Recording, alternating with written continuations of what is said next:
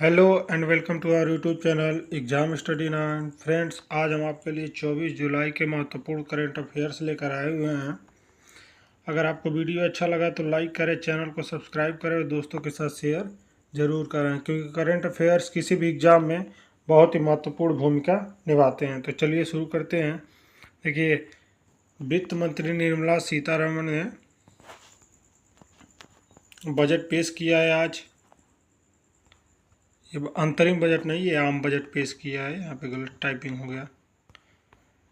देखिए, बजट में वित्त वर्ष 2024-25 के लिए कुल 47.65 ट्रिलियन रुपए का व्यय प्रस्तावित किया गया है। 2024-25 में मंत्रालयवार आवंटन देखिए तो रक्षा के लिए 6,21,940 करोड़ रुपए, ग्रामीण के लिए 2,65,808 करोड़ रुपए, कृषि के लिए 1,51,851 करोड़ रुपए का आवंटन हुआ है। गृह मंत्रालय के लिए 1,50,938 करोड़ रुपए का आवंटन हुआ है। वहीं शिक्षा मंत्रालय के लिए 1,25,638 करोड़ रुपए का आवंटन हुआ है। आईटी और दूरसंचार के लिए 1,16,342 करोड़ रुपए का आवंटन हुआ है।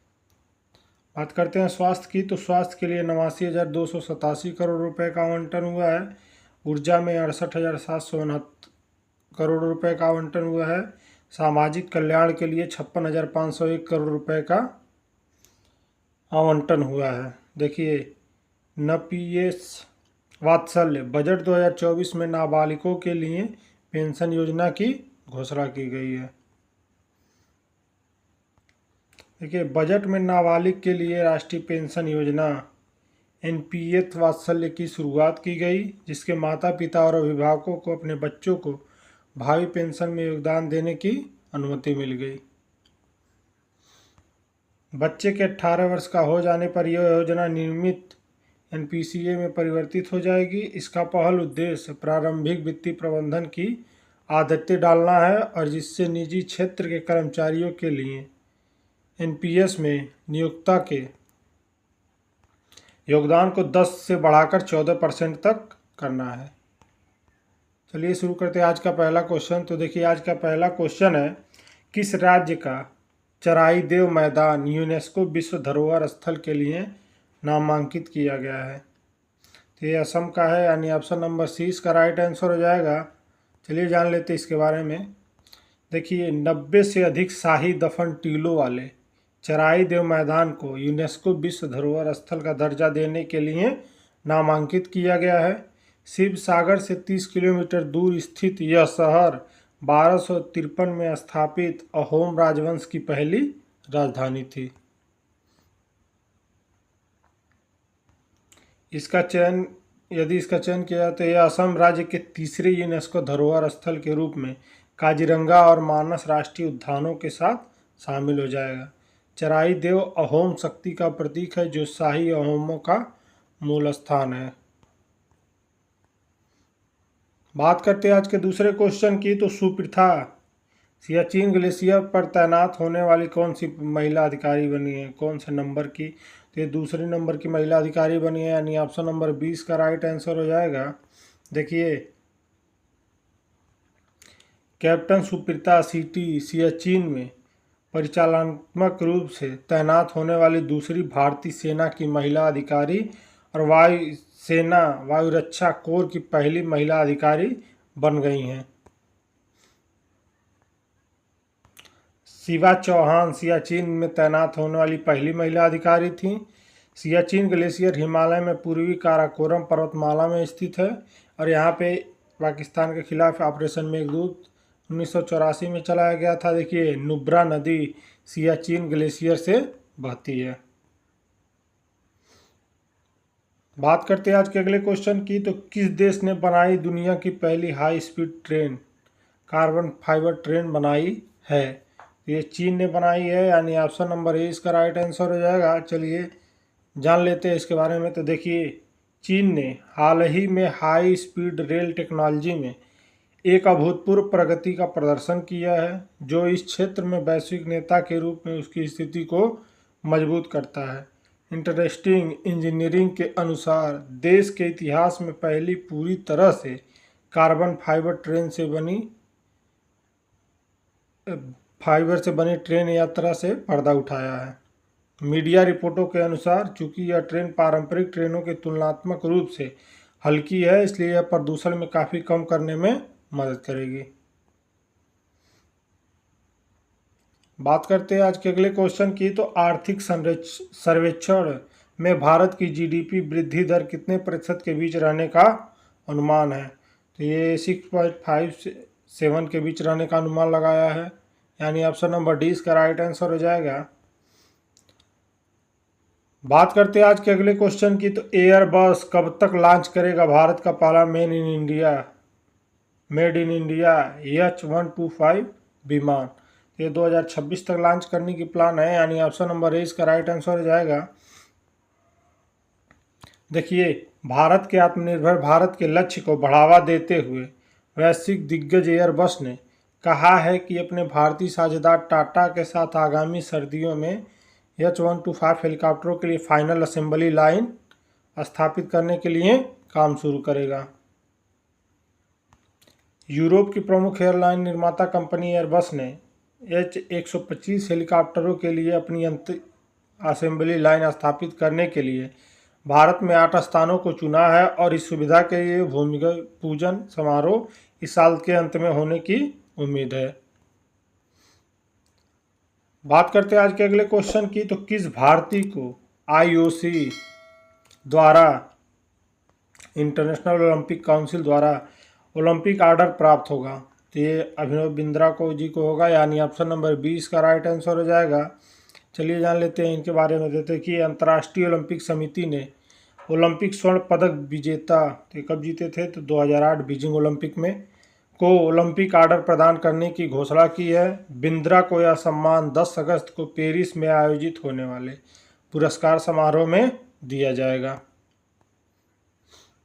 बिंद्रा यह सम्मान पाने वाले दूसरे भारतीय हैं। इससे पूर्व भारतीय प्रधानमंत्री इंदिरा गांधी को 1983 में यह पुरस्कार मिला था।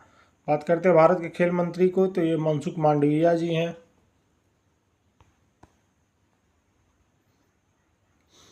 बात करते हैं आज के अगले क्वेश्चन की। तो ओलंपिक ई स्पोर्ट गेम्स कहाँ आयोजित किए जाएंगे? तो ये सऊदी अरब में किए जाएंगे, यानी ऑप्शन नंबर डी इसका राइट आंसर हो जाएगा। चलिए जान लेते हैं इसके बारे में। देखिए, अंतर्राष्ट्रीय ओलंपिक समिति IOC ने 12 जुलाई को घोषणा की कि सऊदी अरब में 2025 के पहले ओलंपिक ई स्पोर्ट्स की मेज़बानी करने के लिए सऊदी अरब की राष्ट्रीय ओलंपिक समिति NOC के साथ साझेदारी की गई है। यह महत्वपूर्ण कदम IOC की हाल ही की घोषणा के बाद उठाया गया है, जिसमें कहा गया है कि IOC कार्यकारी बोर्ड ने ओलंपिक ई स्पोर्ट गेम्स की स्थापना की है। यह प्रस्ताव IOC सत्र में रखा जाएगा। 2024 पेरिस ओलंपिक खेलों की पूर्व संध्या पर आयोजित किया जाएगा। ओलंपिक ई स्पोर्ट्स के गेम्स के बारे में जान लेते हैं। तो देखिए, IOC और सऊदी NOC के बीच साझेदारी की अवधि 12 वर्ष होगी, जिसमें ओलंपिक ई स्पोर्ट गेम्स नियमित रूप से आयोजित किए जाएंगे। सऊदी अरब के खेल मंत्री और ओलंपिक एवं पैरालंपिक समिति के अध्यक्ष HRL प्रिंस अब्दुल अजीज बिन तुर्की अल फैसल ने कहा है कि सऊदी अरब IOC के साथ साझेदारी करने और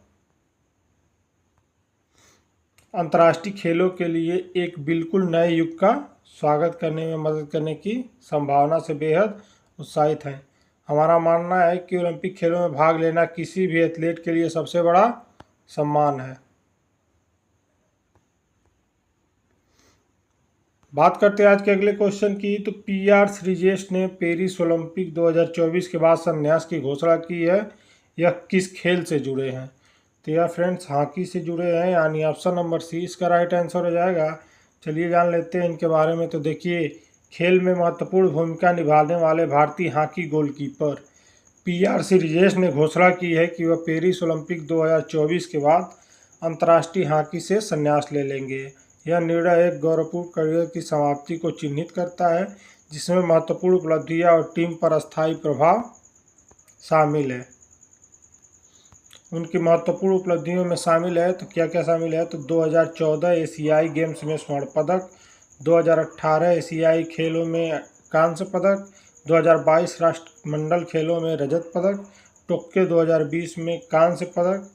और इनको कौन कौन से पुरस्कार मिले हैं, तो देखिए मेजर ध्यानचंद खेल रत्न पुरस्कार 2021 में मिला है, FIH goalkeeper of the year 2021 और 2022 में मिला है, world athlete of the year 2021 में बने हैं। बात करते हैं आज के अगले क्वेश्चन की, तो PM मोदी ने यूनेस्को को कितने डॉलर देने की घोषणा की है, तो ये 10 लाख डॉलर देने की घोषणा की है, यानी 1 मिलियन, यानी ऑप्शन नंबर ए इसका राइट आंसर हो जाएगा। चलिए जानते हैं इसके बारे में। तो देखिए प्रधानमंत्री नरेंद्र मोदी ने वैश्विक स्तर पर, खास तौर पर ग्लोबल साउथ में विरासत संरक्षण को बढ़ावा देने के लिए यूनेस्को विरासत केंद्र को भारत की ओर से 10 लाख डॉलर के योगदान की घोषणा की है। यह घोषणा नई दिल्ली में भारत मंडपम में विश्व विरासत समिति के 46वें सत्र के उद्घाटन के दौरान की गई थी और यह 21 से 31 जुलाई तक यह समिति भारत में रहेगी।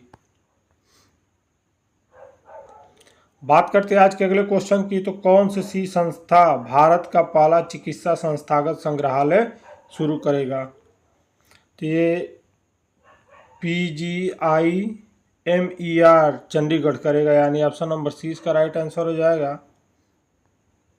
चलिए जानते हैं इसके बारे में। तो देखिए महत्वाकांक्षी परियोजना पंजाब के तत्कालीन मुख्यमंत्री स्वर्गीय सरदार प्रताप सिंह कैरो के दृष्टिकोण का सम्मान करती है, जिन्हें भारत के प्रधानमंत्री पंडित जवाहरलाल नेहरू का समर्थन प्राप्त था। अब जान लेते हैं, देखिए प्रोफेसर विवेक लाल PGIMER के निदेशक हैं।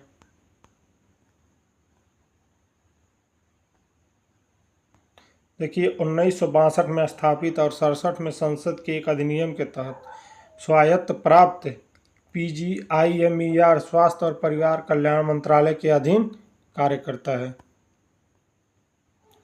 बात करते हैं आज के अगले क्वेश्चन की, तो AIM ने यानी अटल इनोवेशन मिशन ने साउथ में नवाचार को बढ़ावा देने के लिए किसके साथ हाथ मिलाया है, तो ये WIPO के साथ मिलाया, यानी ऑप्शन नंबर ए इसका राइट आंसर हो जाएगा।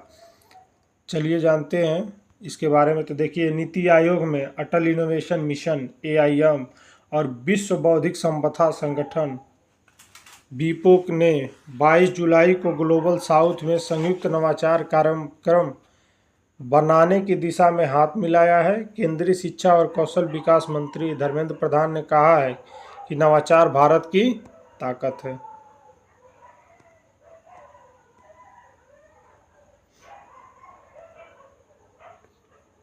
बात करते हैं आज के अगले क्वेश्चन की, तो देखिए कमोडोर DK मुरली ने किस के CMD के रूप में पदभार ग्रहण किया है, तो ये BECIL के रूप में किया है, यानी ऑप्शन नंबर सी इसका राइट आंसर हो जाएगा।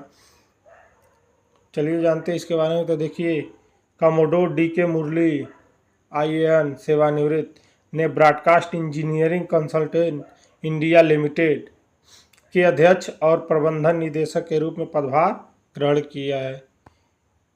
इससे पहले उन्होंने 35 वर्ष तक भारतीय नौसेना की सेवा की थी। उन्हें नवंबर 1989 में एक अधिकारी के रूप में कमीशन दिया गया था। देखिए BECEL सूचना एवं प्रसारण मंत्रालय के अंतर्गत एक मिनी रत्न सार्वजनिक क्षेत्र का उपक्रम है। चलिए और जान लेते हैं। तो देखिए फेडरल बैंक के KV सुब्रमण्यम को CEO और MD नियुक्त किया है। नीति आयोग ने वैश्विक दक्षिण नवाचार कार्यक्रम के लिए WIPO के साथ साझेदारी की है। इंड बैंक ने महिला पहलवानों को सशक्त बनाने के लिए रेसल फॉर ग्लोरी लॉन्च किया है, याद रखेंगे। इंडियन ऑयल कॉरपोरेशन और भारतीय नौसेना ने हाइड्रोजन मोबिलिटी के लिए साझेदारी की है। फ्रेंड्स, अगर आपको वीडियो अच्छा लगा तो लाइक करें, चैनल को सब्सक्राइब करें और दोस्तों के साथ शेयर जरूर करें। धन्यवाद।